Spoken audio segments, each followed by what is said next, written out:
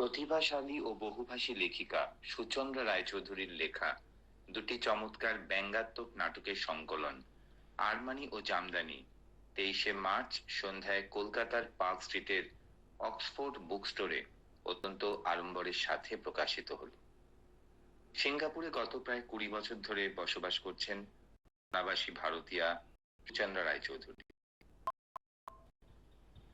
বাংলা ভাষার প্রতি সুচন্দ্রার আনুগত্য ও ভালোবাসা ফুটে উঠেছে এই নাটকের সংকলনে, আর তা নিয়েই এই বই প্রকাশ অনুষ্ঠানে একটি প্রাণবন্ত আলোচনা চক্রের আয়োজন করা হয়েছিল। প্যানেলিস্টদের মধ্যে ছিলেন অভিনেত্রী পৌলমী বসু, অভিনেতা গৌতম হালদার, লেখক সাবর্ণ রায়। বিশেষ অতিথি হিসেবে উপস্থিত ছিলেন প্রকাশক রাজু বর্মন। বইটি প্রকাশ করেছে রওনাক পাবলিকেশনস। প্রকাশক রূপা মজুমদার বললেন, এমন একটি ভিন্নধর্মী বইয়ের জন্যই অপেক্ষা করেছিল রওনাক পাবলিকেশনস। সমগ্র অনুষ্ঠানটি পরিচালনা করেন টেলস ওয়াক্স ও টক্সের অধিকর্ত্রী সহেলী মিত্র, যিনি নিজে এই বইটি সম্পাদনার দায়িত্বে ছিলেন। সুচন্দ্রা রায়চৌধুরীর এই ভিন্নধর্মী বই পাওয়া যায় অ্যামাজনে। তারপর আমি যখন লিখি romance between me and my laptop, তো ওই দুটোর মাঝখানে অনেক রকমের জিনিস আলাদা করতে থাকে। আর বেসিক্যালি আমি শাড়ি খুব ভালোবাসি, খুব পড়তে পারি না কিন্তু খুব ভালোবাসি, আর নানান রকমের ভালো থাকে।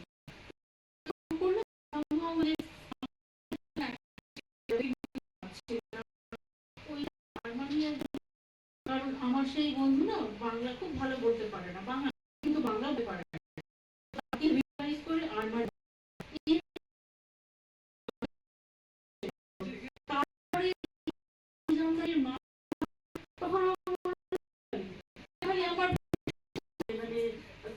এত সুন্দর লাগে যে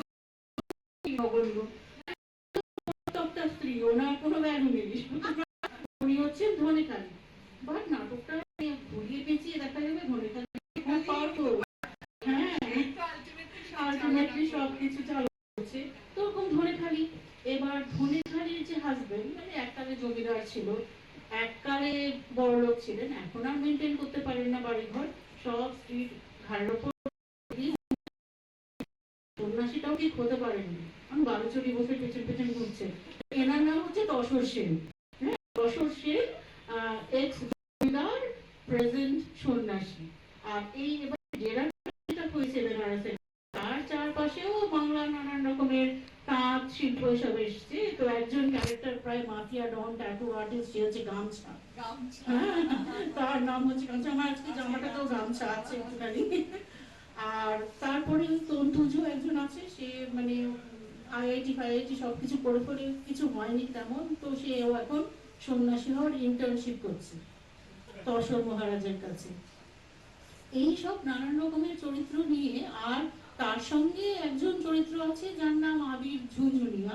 সে চাইছে যে মানে পতাকা বানিয়ে আর কি কিভাবে নানান রকম ডিসরাপ্টেড ফ্যামিলিদেরকে একসঙ্গে নিয়ে আসা যায় কুম্ভ মেলার। নাটক, শ্রুতি নাটক বা নাটক মানে পারফর্মিং আর্টস, হ্যাঁ এটা ঠিক।